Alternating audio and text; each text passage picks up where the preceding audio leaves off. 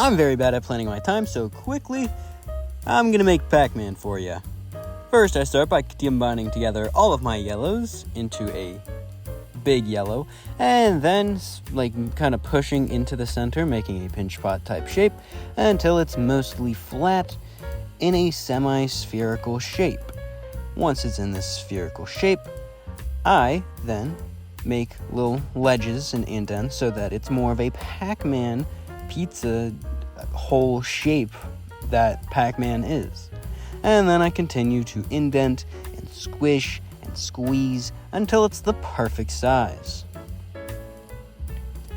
Now that the Pac-Man is all good and like this, I then realized that in order for it to eat a ghost, it might be better in a different orientation. But first I gotta make sure that that ghost fits. Then I make sure that the sizing and stuff is all good until I realized that it'd be better if it was going straight upwards, which is mostly just for balancing and stuff, but it was a necessary change.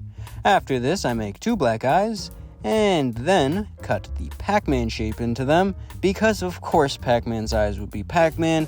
It's an infinite loop. Then I just place the 2 black Pac-Man eyes on there, and continue to refine the shape for a very, very, very long time until I realized that I should probably make the inside of the mouth black because that just looks better. And it does. So I just make a very large flat sheet of black and place it on the inside of that mouth, making sure that it's completely flat with no air bubbles to make sure that the ghost will fit after it's baked, because if there's an air bubble in there, it will bulge out and show.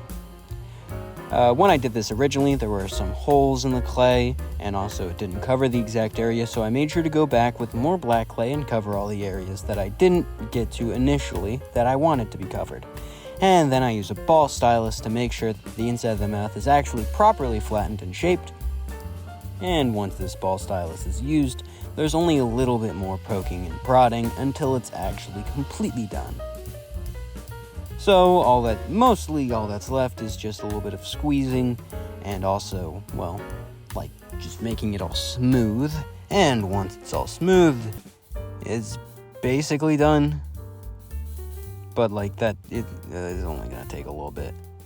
So now that I have all the Pac-Man shaping and all the Pac-Man stuff, I just need to bake it in an oven at the proper temperature. And once I do all that, it's all hard, and it's all done.